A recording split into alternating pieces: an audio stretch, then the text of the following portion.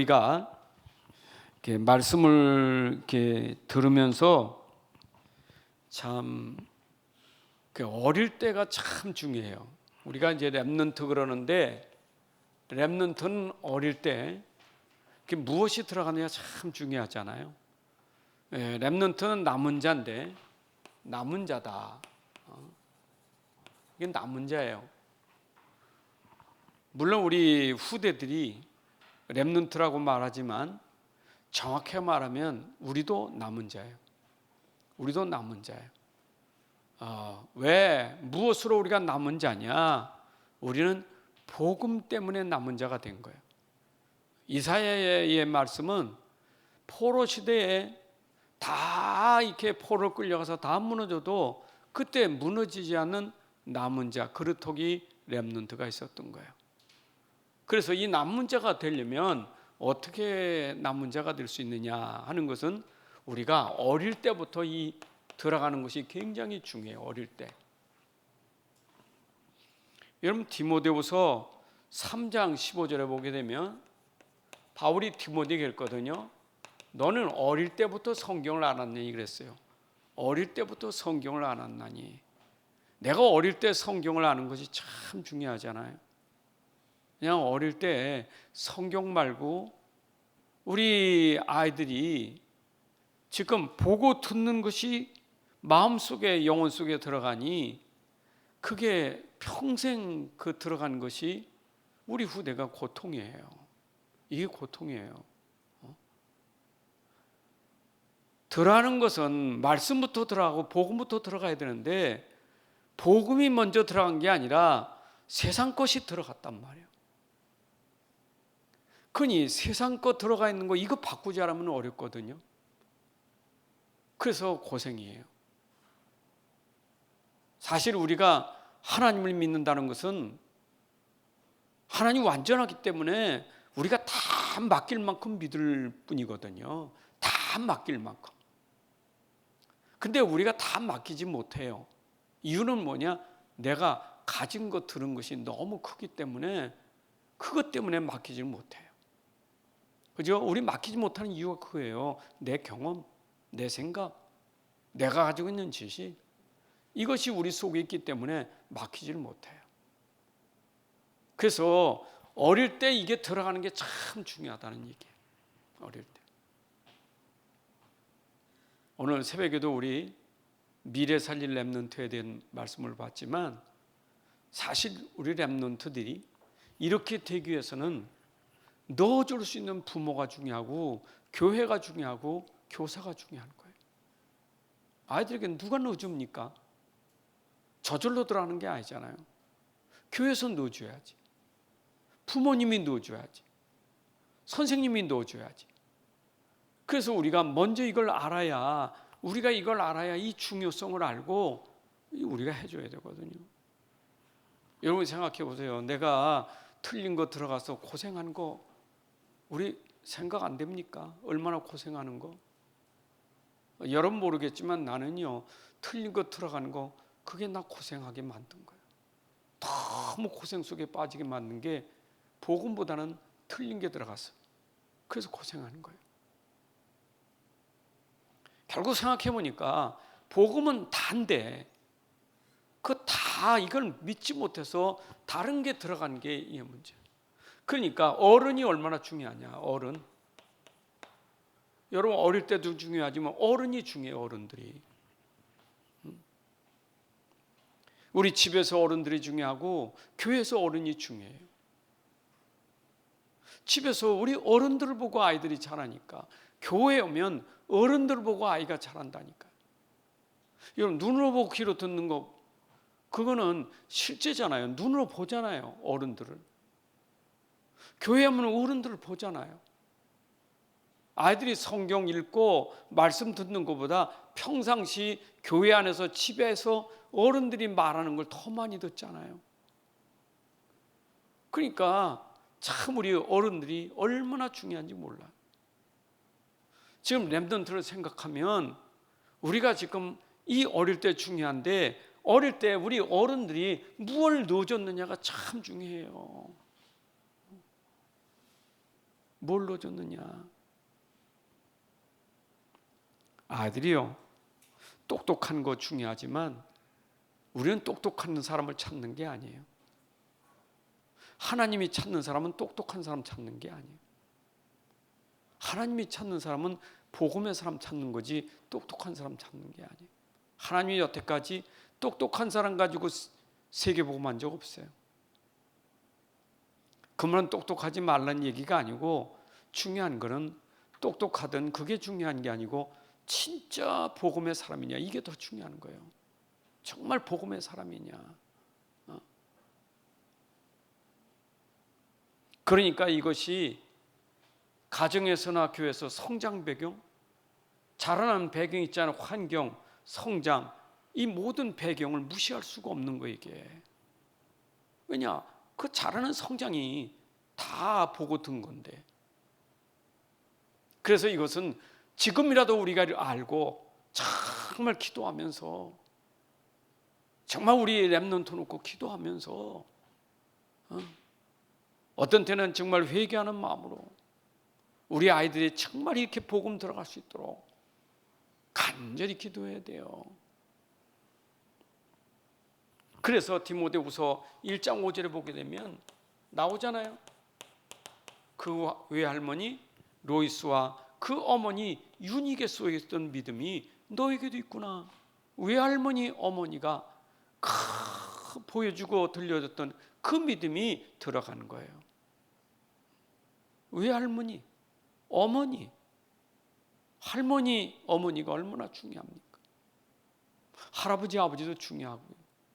왜냐? 어릴 때부터 그렇게 함께 살면서 어른들을 통해서 득급봤단 말이에요.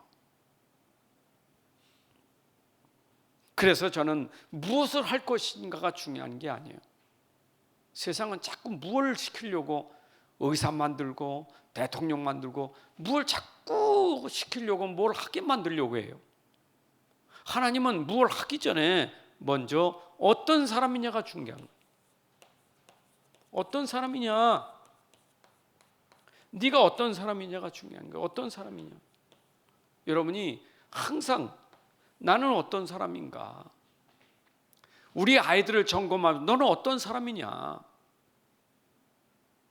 그 참 더 중요한 거예요. 네가 성공하는 것보다 더 중요한 것은 어떤 사람이냐가 중요한 거예요. 네가 사회 나가서 훌륭한 일을 하는 것도 중요하지만 네가 어떤 사람이냐가 중요한 거예요.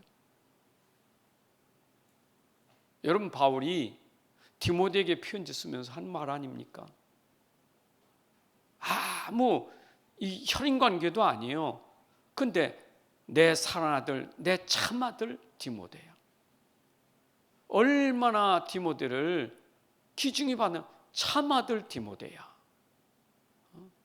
어떤 데 내 아들아 그랬다니까요. 일을 잘해서가 아니라 그 정체성이 내 아들아 할 만큼, 내 아들아 할 만큼. 그렇잖아요. 일을 보기 전에 내 아들아. 여러분, 디모데전서 6장 11절에 보게 되면 너 하나님의 사람아, 너 하나님의 사람아. 그렇잖아요. 내가 하나님의 사람이 되고 우리 후대가 너 하나님의 사람아. 그렇잖아요. 정말 하나님의 사람, 성령의 사람, 그리스도의 사람. 우리가 어떤 사람인가가 참 중요한 거예요. 이거는 늘 우리가 질문하고 늘 답을 찾아야 돼. 여러분, 24시간 질문하고 답을 찾아야 돼요. 내가 말할 때도 말하기 전에 나는 어떤 사람인가? 내가 무슨 일을 하든지 나는 어떤 사람인가? 이거부터 질문하고 답을 찾아서 해야 돼요. 틀린 사람 열심히, 이거 제대로 안 틀린 사람이 자꾸 하면요, 일이 더 커지는 거예요. 하나님은 진짜 바른 사람, 진짜 옳은 사람, 진짜 복음의 사람. 저는요, 하나님 앞에서 내가 어떤 사람으로, 어떤 목사로 설 것인가, 그게 저의 질문이고 답이에요. 나는 어떤 목사인가? 나는 어떤 사람인가? 여러분들이 중직자는 나는 어떤 장로인가? 나는 어떤 권사인가? 우리가 질문하고 답을 찾아야 돼요. 자, 그래서 우리는 이런 사람은 우리 현장에 절대 불가능이라는 게, 여러분, 이 절대 불가능이라는 것 때문에 사람들이 무너지는 거예요. 절대 불가능. 오늘 여러분이 귀신 들린 사람, 세상에는요 이렇게 절대 불가능의 일들이 있는 거예요. 대단히 세상이 뭐 왕이라 할지라도요, 왕이 중요한 게 아니에요. 어떤 사람이 왕이냐가 중요하지. 왕이 절대 불가능의 문제 생겼는데 사울왕이 여기 붙잡히니까 어떻게 됩니까? 이거 왕이 아니에요. 이거는 그냥 다윗 죽이려고 얼마나 그랬습니까? 여기 잡혀버렸잖아요. 우리가 지금 뭘 하느냐가 중요한 게 아니라 내가 어떤 사람이냐, 우리는 절대 불가능이 아니라 절대 가능의 비밀을 가진 사람이에요. 여러분, 절대 가능이 뭡니까? 여기 예수 그리스도예요. 이게 복음이에요. 우리는 오늘 이 말씀 보면서 절대 불가능의 귀신 들린 자, 말 못하고 듣지 못하는 절대 불가능의 사람, 그런데 예수 그리스도를 통해서 치유되잖아요. 여러분, 우리 문제가 예수님으로 치유되는 거예요. 예수 그리스도 아니면 안 돼요. 그래서 처음부터 얘기한 게, 우리가 진짜 복음의 사람이 된다면 우리는 절대 불가능의 현장, 절대 불가능의 일, 절대 불가능의 문제 앞에 당당히 설 수 있는 사람, 그 사람이 내 아들아 하는 거예요.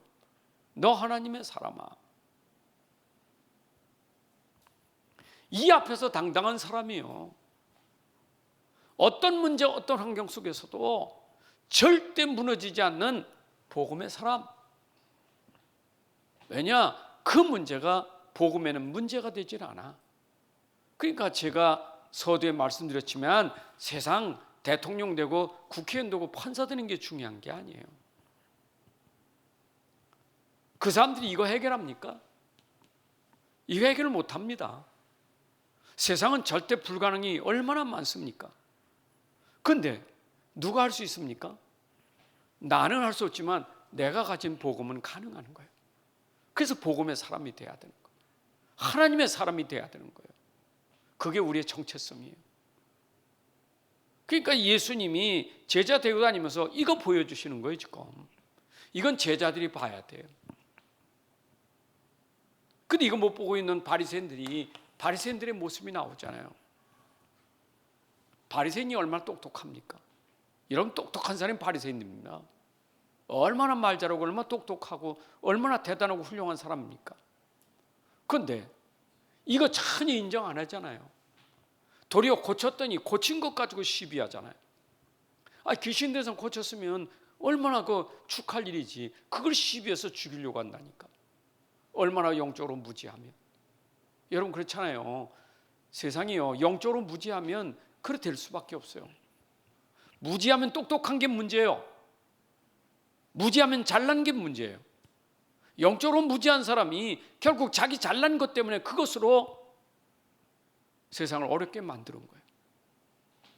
그래서 우리가 중요한 건 내가 복음의 사람이냐, 이것이 중요한 거예요. 왜냐? 어릴 때부터 눈으로 보는 세상 보세요. 우리가 눈으로 보는 세상이 어떤 세상인가? 이게 안 보이면 안 된단 말이에요. 그러니까 어릴 때부터 이걸 볼 수 있어야 돼. 세상을 볼 수 있어야 돼.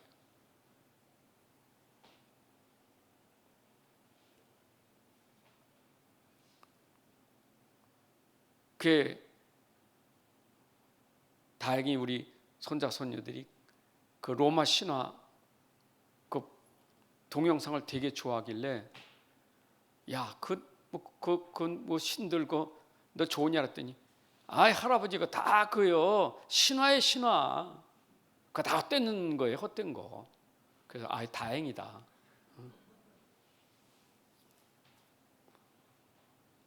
근데 우리가 세상에서 모르면 그게 실제 인물로 생각한단 말이에요. 그러니까 우리가 세상을 못 보면 그 속에 숨겨진 문화를 모르는 거예요, 이게. 이게 세상이란 말이에요. 뭐냐? 전부 육신적이잖아요. 사람의 육신을 자꾸 움직이는 거잖아요. 이 육신의 그 감정을 건드리는 거 아니겠어요? 즐겁고 기쁘고 행복하면 되는 거예요. 이게 전부 세상 거예요. 육신이 자꾸 뭔가 눈물 흘리고 막 웃음이 터지고 뭔가 자기 감동을 줄 수 있으면 그게 좋은 거예요. 이게 세상이에요.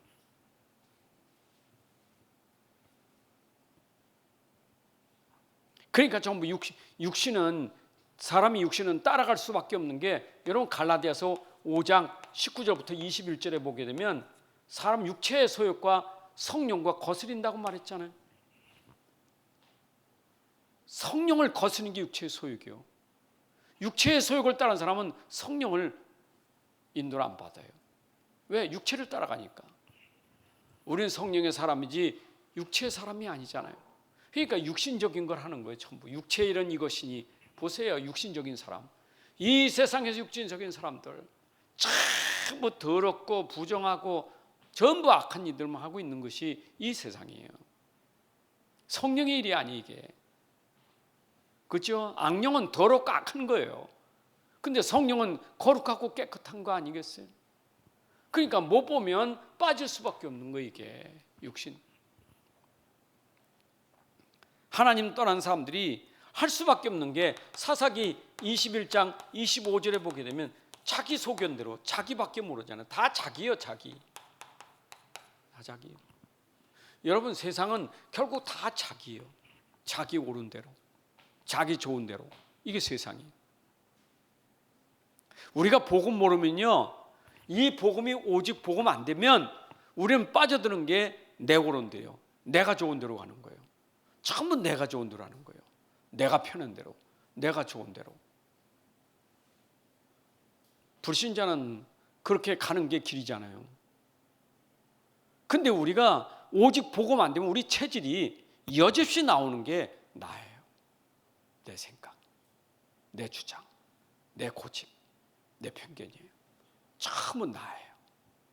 여러분 그 나를 복음 앞에서 나를 내려온다는 게 그게 쉬운 게 아니에요. 우리가 하나님의 절대 주권을 믿는다, 하나님의 계획을 믿는다, 하나님의 뜻을 믿는다고 하면서 여전히 하나님 뜻과 계획보다는 나예요. 내 뜻이지 아버지 뜻이 아니에요. 이것이 우리가 복음 아닐 때 세상 속에서 빠져드는 거예요.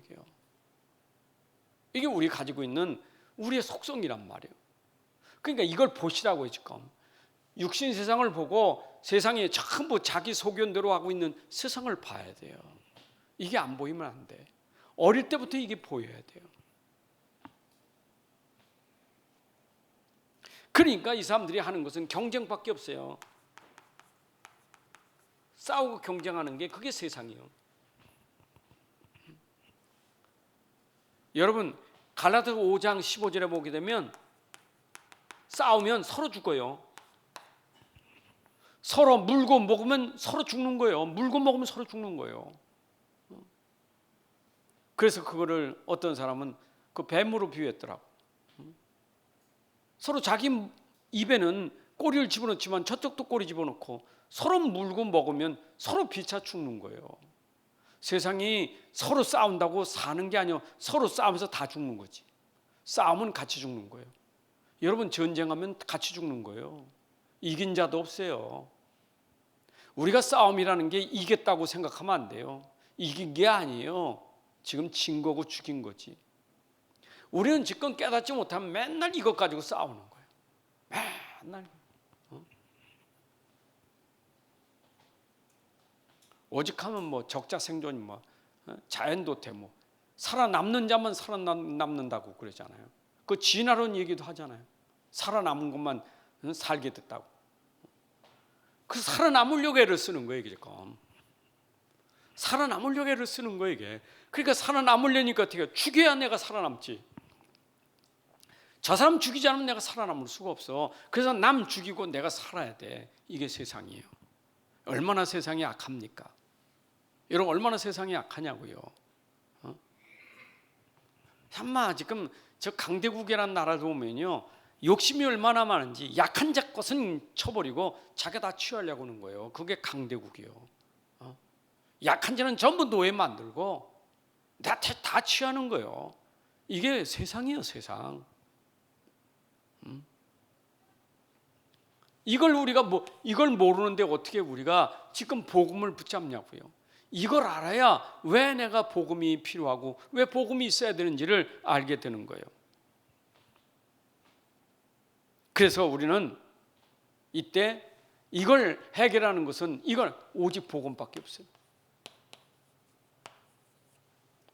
여러분, 이 세상에 빠져나오는 것은 복음밖에 없어요. 복음 아니고는 빠져나올 길이 없어요.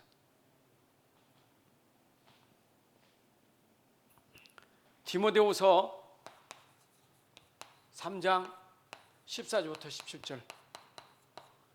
여러분, 이 말세에 전부 보니까 자기를 사랑하고 전부 세상이 이렇게 고통받고 있는데 이 고통에서 빠져나오는 길은 네가 어릴 때부터 들은 성경, 그것이 너로 능히 구원의 길이라는 지혜가 있느니라. 네가 온전한 사람이 되어 선한 일을 행할 수 있는 능력을 갖추게 됨이라. 복음은, 여러분, 이게 복음이에요. 하나님 말씀이 복음이에요. 우리 이 말씀 복음 붙잡아야 돼요. 이 세상에서 내가 사는 길은 하나님의 말씀 복음밖에 없어요. 여러분, 복음 놓치면 안 돼요. 진짜입니다. 그것도 그냥 복음 말고 오직 복음 놓치면 안 돼요. 그죠? 이번에 우리 총회 발대식 하면서 우리가 새롭게 오직 복음, 오직 전도, 여기에 모든 걸 우리가 건 거예요. 오직 복음, 오직 전도. 여러분, 진짜 우리는 오직 복음 가지고 237 5천 종사실 전도자가 돼야 돼요. 이게 우리의 삶이에요. 이것 말고는 없어요. 그렇잖아요. 복음 가지고 세상 살리는 게 우리의 삶이지. 하나님의 뜻은 그거 아니겠어요? 이런 세상 살리라고, 이 세상 살리라고 우리에게 복음 줬지. 복음 아니면 살릴 수가 없어요, 이거. 여기서 우리가 다 무너지는 거예요. 그런데 이 복음은 누가 주셨습니까? 복음은 하나님이 주신 거예요. 여러분, 요한복음 3장 16절에 보게 되면 하나님이 세상을 이처럼 사랑하사 독생자를 주셨으니, 우리가 언제 이 독생자를 우리가 받았습니까? 로마서 5장 6절, 8절, 10절에 보니까 우리가 아직 연약할 때, 우리가 아직 죄인 되었을 때, 우리가 아직 하나님과 원수 되었을 때 하나님의 사랑이 우리에게 나타난 거예요. 여러분, 우리가 이 상태에 있을 때, 우리가 아직 이 가운데 있을 때 하나님이 우리를 사랑하사 아들을 내어주신 거예요. 이게 하나님의 사랑이에요. 요한일서 4장 9절 10절에 보게 되니까 우리가 하나님을 사랑하는 것이 아니라 하나님이 우리를 사랑했다. 사랑은 여기 있나니 하나님이 우리를 사랑하셨는데 아들을 내어주셔서 그를 죽게 하심으로 우리를 구원하신 하나님의 사랑이 나타난 거예요. 이게 하나님의 사랑이에요. 사실 우리가 이 자리에 온 것은 은혜 받으러 왔다는 말보다 은혜 받은 자가 모여서 예배드리는 게 답이에요. 그렇잖아요. 우리가 은혜 이미 받은 자예요. 여기는 은혜 받은 자가 앉은 자리예요. 무슨 또 은혜 받습니까? 우리가 은혜 받은 자가 당연히 하나님을 찬양하고 기도하고 예배드리고 말씀 듣는 것이 당연한 우리의 삶이다, 그 말이에요. 어떤 은혜 받았습니까? 하나님의 사랑, 이 은혜를 받은 사람. 여러분, 이 은혜에 감사해서 예배드려야 돼요. 여러분, 하나님의 사랑과 은혜가 얼마나 큽니까? 감사해야 돼요. 그 크신 사랑, 하나님의 그 사랑을 어찌. 근데 이 복음이 뭐냐? 복음은 바로 요한복음 19장 30절에 예수님이 십자가를 통해서 우리를 구원하는 복음을 주신 거예요. 복음 중에 복음이 뭐냐? 십자가의 복음이에요. 십자가의 복음이에요. 그래서 고린도서 1장 18절에 보면 십자가의 도가 바로 우리에게 구원의 길이 되는 거예요. 십자가에 죽으신 그분이 우리로 하여금 여기서 빠져나오는 길이 되었다 그 말이에요. 어떻게 여기서 빠져나올 수 있겠는가? 십자가에서 죽으신 그리스도가 아니고는 빠져나올 수가 없어요. 이걸 복음이라고 말하는 거예요. 이걸 복음이라고 말하는 거예요. 여러분, 이 복음을 우리가 깨달아야 돼요. 그렇잖아요. 복음의 능력은 절대 능력이기 때문에 절대 불가능을 해결시키는 게 복음이에요. 복음.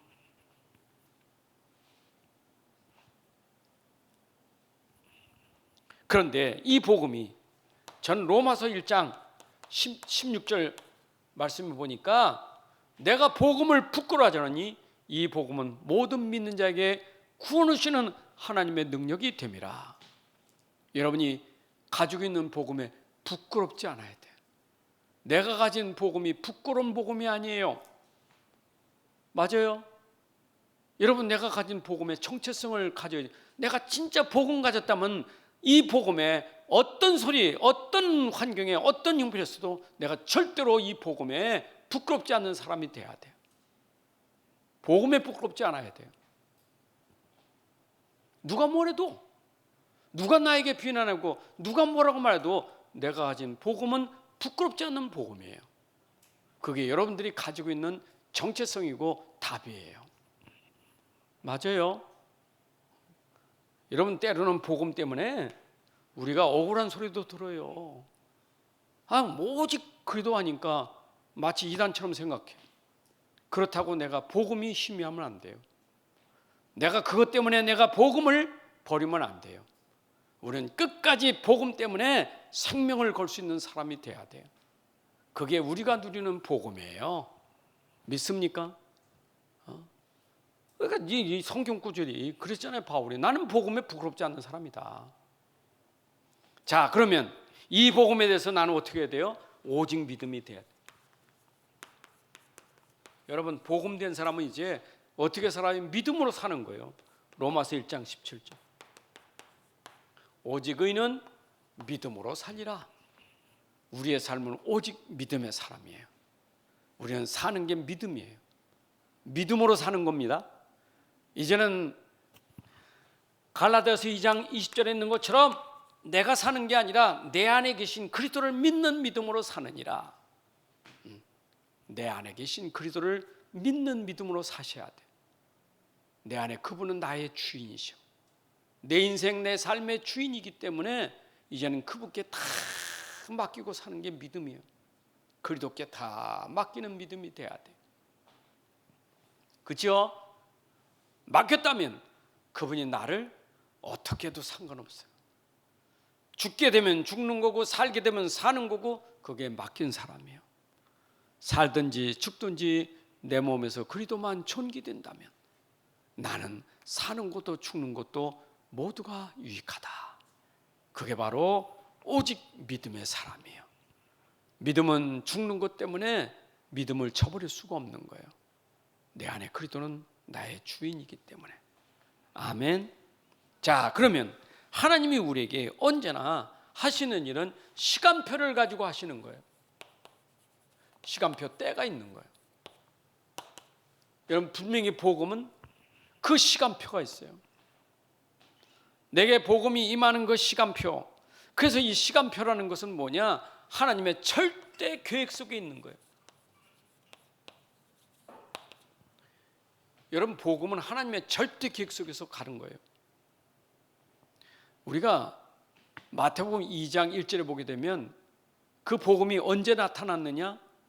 헤로드 왕 때에 그랬어요. 헤로드 왕이 있는 그때, 그 시간에 복음이 나타났다고요. 그리고 그때 세례 요한은 광야에 나가서 바로 오실 선지자, 오실 메시아를 전달한 마지막 선자가 된 거예요. 예수님은 드디어 그때 광야로 나가서 성령의 인도받아 광야에 나가서 마귀와의 싸움에서 승리합니다. 하나님은 모든 것에 시간표를 가지고 하시는 거예요. 헤로드 왕이 등장한 것도 시간표고, 세례 요한이 증거한 것도 시간표고, 예수님이 저 광야에 끌려가서 마귀에게 시험 받는 것도 시간표고, 하나님의 절대 계획 속에 있는 시간표예요.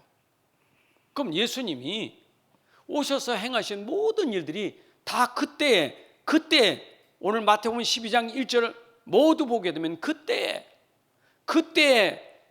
귀신 들린 자, 말 못하고 이게 보지 못하는 그때에 예수님 오셔서 그 시간표에 하나님의 일을 이루시려고 하는 게 하나님 계획이에요. 왜 저 사람이 있지? 왜 저 사람이 여기 있는가? 하나님의 계획. 그때 하나님의 복음이 맞는 시간표를 주시는 거예요. 여러분들에게도 다 하나님의 계획 속에서 하나님의 때에 여러분들 다 이 복음 만나게 됐고 이 자리에 있게 된 것을 믿으셔야 돼요. 이게 다 시간표예요. 내가 구원받은 게 시간표예요. 내가 이렇게 은혜 받은 게 시간표예요. 다 하나님의 시간표 속에서 되어진 거예요. 그러니까 구원은 시간표예요. 여러분 구원받는 건 하나님의 시간표예요. 저 사람 불신자라도 하나님의 시간표가 있다니까. 그 사람에게 구원의 역사라는 시간표가 있어요. 이거는 우리 시간표가 아니요, 하나님의 시간표지. 그래서 모든 것이 다 하나님의 절대 계획이 있음을 믿으셔야 돼요. 하나님 계획이 있음을 믿으셔야 돼요. 아니 사울 바울 되기 전에 사울 있잖아요. 막 핍박하고 막 그러잖아요. 그 하나님의 시간표 절대 계획 속에 있었던 거예요. 그런데 하나님이 그 사람을 어느 순간에 뒤집어 버려 가지고 선교사로 세우잖아요. 그 하나님 계획 속에 있었던 거예요. 그런데 그렇게 바울을 변화시켜 놓고 하는 말이 내가 준비한 사람이다. 이방인에서 내가 준비한 사람이요. 근데 준비한 사람인데 어떻게 핍박하고 그렇게 했느냐고요. 그 하나님이 준비된 사람이었어. 핍박하는 것도 하나님 계획 속에서 준비된 사람이었다고요. 여러분 교회 나오기 전에 핍박하는 그것도 하나님의 계획 속에 있었던 거예요. 그렇죠? 우리가 몰라서 그러니까. 이번 주일 낮에 설계에 여러분들에게 연결되는 말이지만 우리가 인자를 거역하는 것, 인자를 모독하는 건 용서받지만 성령을 거역하는 것은 용서받지 못한다 했잖아요. 무슨 얘기입니까? 예수님 핍박하고 죽인 것은 용서받을 수 있어요. 그러나 예수님이 죽으셔서 부활하셔서 우리에게 믿게 하는 것을 거절하는 것은 용서받지 못해요. 그렇죠? 그러니까 사울이 예수님 핍박하는 것은 회개하니까 용서받았어. 그러나 성령을 거역하는 것은 용서받지 못하는 거예요. 그게 주일의 설교지만 여러분들이 알아서 모든 하나님 계획 속에서 오늘도 우리 인도하고 계심을 믿으셔야 돼요. 하나님 계획이 있습니다. 하여튼 일어난 모든 사건 문제는요 다 하나님 계획이 있어요. 우리 생각에 왜 그러지? 도대체 이게 뭐예요? 왜 사건이? 왜 문제가? 그 우리 생각이지 하나님의 절대 주권과 계획 속에 있는 거예요. 우리가 그거를 깨달아야 돼요. 오늘 그걸 깨닫는 사람이 진짜 복음을 붙잡는 사람이에요. 결국 하나님 이 복음 하나 주시려고, 이 복음 하나 붙잡아서 구원 계획을 이루시려고 하는 거예요. 자, 그러면 이때 보니까 여러분 보세요. 저는 마태복음 11장 28절이 이 말씀하고 여러분들에게 12장으로 내려오잖아요. 이 수고하고 무거운 짐은 율법 종교예요. 근데 율법 종교에서 안식을 얻는다는 것은, 안식을 얻는 것은 이거는 예수님께로만 가능한 거예요. 수고하고 무거운 짐 진 자들아 다 내게로 오라 내가 너희를 쉬게 하리라. 근데 언제 내가 쉼을 얻겠습니까? 하나님의 시간표가 있어요. 그분을 내가 영접하는 그 시간표에 안식을 얻게 되는 거예요. 여러분들이 진짜 믿음이라는 그 시간표가 여러분들에게 와야 돼요. 그래서 믿음은 나에게 시간표예요. 진짜 믿는다면 그 시간에 내게 참 안식이, 말씀이 성취되는 안식을 누리게 되는 거예요. 여러분들 말씀이 성취되는 축복을 누리시기 바랍니다. 언제 말씀이 성취되느냐? 믿을 때 말씀이 성취되는 거예요. 그래서 히브리서 4장 2절에 말씀을 믿는 자에게는 그 믿음이 말씀이 이루어지는 시간이에요. 그러니까 하나님의 때는 언제나 나에게 구원이고 믿음이에요. 오늘도 말씀 들을 때 내가 믿어졌다, 그게 하나님의 때고 시간표예요. 참 믿어지지 않는 사람이 있어. 근데 하나님이 어느 날 나에게 믿어지게 만드셔요. 그게 하나님 때예요. 그 안 믿어지는 것도 그것도 하나님 계획 속에 있는 거예요. 아멘. 자, 그러면 내가 이런 부분이 된다면 여러분들에게 반드시 내가 믿을 때 나에게 믿음의 증거가 오게 되는 거예요. 여러분, 믿음의 증거는 곧 나에게 증인되는 거예요. 오늘 여기에 귀신 들려 눈물고 말 못한 사람이 사람들이 데리고 왔어요. 아니, 지금 귀신 들려 말 못하고 듣지 못한 사람은 사람이 데리고 왔다니까. 누구에게 데려왔느냐? 예수님께 데리고 온 거예요. 여러분, 중풍병자가 예수님께 나오지 못할 때 친구들이 들것에 들어가지고 4명이 데리고 갔죠.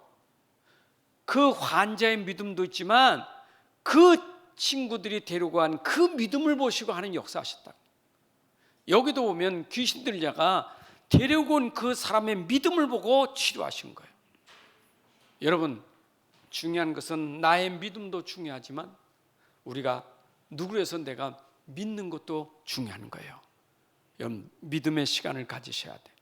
내 자녀를 데리고 죽게 믿는 믿음이 되고, 내 어떤 모든 것, 그러니까 교회나 모든 것 다 여러분들이 진짜 이런 믿음을 가지고 나가면 여러분을 통해 그 믿음이 증거가 온다니까. 믿음은 반드시 증거 와요. 본인의 믿음도 중요하지만 나의 믿음도 중요한 것을 여러분들이 아셔야 돼요. 아이고, 우리 자녀들은 믿음이 안 돼서 내 믿음으로 내 자녀가 치유될 수 있다니까. 그 성경에 수두룩해요. 그렇잖아요. 그 어머니가 막 예수님 옷자락 붙들고 내 딸 좀 살려달래. 그 믿음 보시고 네 딸이 치유받았다고 했잖아요. 나음을 입었다고. 그러니까 내 믿음이 중요한 거예요. 믿음은. 그래서 나의 믿음은 반드시 증거가 와요. 여러분, 믿을 때 증거가 보일 줄로 믿습니다. 그래서 저는요, 진짜로 복 받았다면 내가 구원받은 게 복 중에 최고의 복이에요. 왜냐, 결국은 하나님은 우리에게 구원을 주시려고 복음 준 거지. 여러분, 구원을 주려고 하는 복음이, 하나님 계획은 어떻게 구원받게 하는 거예요. 여러분, 구원받는 순간 신명기 34장 29절에 우리가 뭐가 복입니까? 이스라엘아, 네같이 행복한 사람이다. 너같이 구원받은 백성이 있느냐? 여러분, 구원받은 게 복이에요.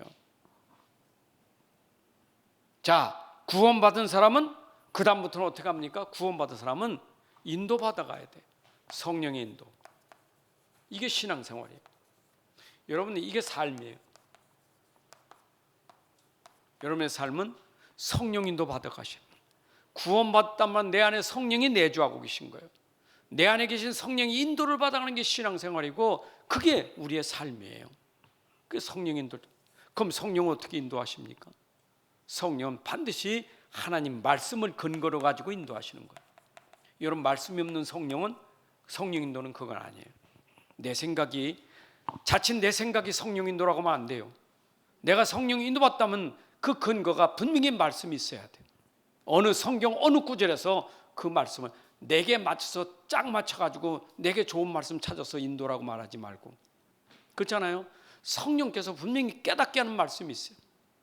그 내가 성경 읽든지 설교를 듣든지 어떤 상황에서 성령 인도 받는 사람은 그때 말씀이 내게 탁 오는 순간이 있어요. 그걸 성령 인도 받는다는 거예요. 여러분은 그렇잖아요. 성령 인도 받는 것은 말씀이 근거 아니면 어떻게 해요? 이 사람도 성령 인도 받고 이 사람도 성령 인도, 그럼 누가 성령 인도 받는 겁니까? 이 사람은 서쪽으로 가고 이 사람은 동쪽으로 가면서 같이 성령 인도, 누가 성령 인도 받는 사람이에요? 우리는 그런 게 너무 많아. 내 좋은 대로 성령 인도 받다. 하나님 말씀이 근거가 돼야 돼요. 언제나 말씀에 여러분들이 답이 착 나와야 돼요. 아멘. 그래서 여러분들이 설교 시간에 답 찾는 시간이에요. 그리고 여러분들은 뭐냐? 드디어 현장 살리는 전도자예요. 여러분들이 현장 살리는 전도자인 줄 믿습니다. 여러분들이 현장 살리는 전도자예요. 결국 하나님은 우리를 통해서 현장 살리려고 성령 인도 따라서 현장 살리는 거예요. 여러분, 사도행전에 보게 되면 성령 인도 아닙니까? 바울이 성령 인도 따라서 가는 게 뭡니까? 현장 다 살리는 거예요. 마게도냐 현장부터 로마 현장, 그게 성령 인도 받아가니까 현장 살리는 전도자가 된 거예요. 하나님 궁극적은 성령 인도 따라서 현장 살리는 게 성령 인도예요. 그죠? 현장을 죽이는 게 성령 인도가 아니고 현장을 살리는 게 성령 인도예요. 살리는 것이 성령 인도예요. 여러분들이 진짜 성령 인도 받는다면 교회를 살리고 가정을 살리고 직장을 살리고 내가 있는 곳을 살려내는 것이 성령 인도예요. 그런 성령의 인도 잘 받는 사람, 그거는 가능해요. 뭐 때문에? 내가 가진 복음은 가능하다, 그 말이에요. 하나님 아버지 감사합니다. 오늘도 우리가 가진 복음은 절대 능력이고 절대 가능임을 믿습니다. 우리 현장에는 지금도 복음 없어서 절대 불가능의 문제들이 현장에서 지금도 고통을 주고 이런 아픔 속에 상처 속에 사는 사람들이 많은데 우리가 가진 복음을 통해서 그 현장을 살리는 주역이 되게 하여 주옵소서. 아버지가 우리를 사랑하셔서 아들을 내어주시고 십자가에 죽게 하사 구원의 길을 여시고 이제 믿는 자에게 이 구원의 역사를 이루어 가시는데 오늘도 하나님의 시간표를 따라 믿는 자들에게 구원의 축복을 주시고 성령의 인도 따라 오늘 현장이 회복되고 하나님 나라가 일어나는 것을 믿습니다. 아버지, 이 시대 우리가 이렇게 쓰임받는 주역이 될 수 있도록 축복하여 주옵소서. 이제는 우리 주 예수 그리스도의 은혜와 아버지 하나님의 크신 사랑과 성령의 인도 역사 충만하심이 오늘 함께 예배하는 주의 자녀들 머리 위에 가정과 산업과 우대 위에 이제부터 영원까지 함께할지어다. 아멘.